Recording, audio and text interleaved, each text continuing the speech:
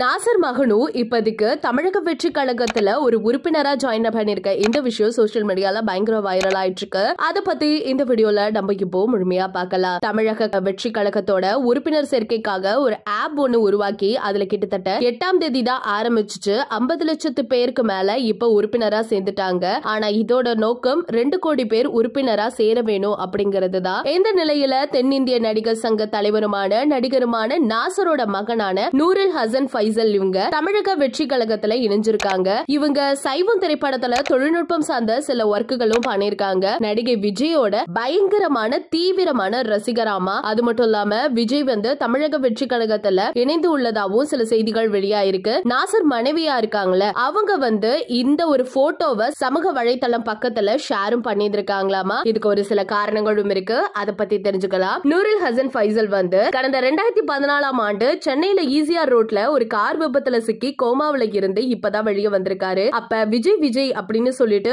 முணுமுணுத்திருக்காரு. ஃபைசலுக்கு விஜயோட டான்ஸ் நடிப்பு எல்லாமே ரொம்பவே பிடிக்குமா. அதனால விஜய் பத்தி எப்ப பார்த்தாலும் புகழ்ந்து பேசிக்கிட்டே இருப்பாரா. உடனே நாசர் விஜய்க்கு போன் செஞ்சு விஷயத்தெல்லாம் சொல்லி இதை கேட்ட உடனே விஜய் வந்து என்ன பண்றதுன்னு தெரியாம நான் வெளியூர் படப்பிடிப்புல இருக்கேன். சோ கண்டிப்பா நான் ஷூட்டிங் முடிஞ்சதுக்கு அப்புறம் முதல்ல உங்க வீட்டுக்கு வந்து உங்க மகனை பாக்குறேன்னு சொன்னாரா. அதே மாதிரி ஷூட்டிங் எல்லாம் முடிச்சிட்டு நாசர் வீட்டுக்கு போய் அங்க நாசரோட மகனை பார்த்து இருக்காரு. அதுக்கு பிறகுதான் ஒரு வழியா கோமாவில இருந்து இப்ப திரும்பி இருந்திருக்காரா நாசரோட மகன். இந்த விஷயம் எல்லாம் கேட்ட உடனே அவருக்கு செம்ம ஷாக் ஆயிடுச்சு. உடனே விஜய் அவர்கள் கட்சி ஆரம்பிச்சிருக்காங்கன்னு தெரிஞ்ச உடனே அதுல உறுப்பினராகவும் ஜாயின் பண்ணிருக்காரு. இந்த விஷயம் தான் செமையா இப்ப சோசியல் மீடியால பரவிட்டு இருக்கு. இத பத்தி உங்களோட கருத்துக்கள் என்ன அப்படிங்கறத தெளிவா நம்ம கமெண்ட் செக்ஷன்ல ஷேர் பண்ணிக்கோங்க.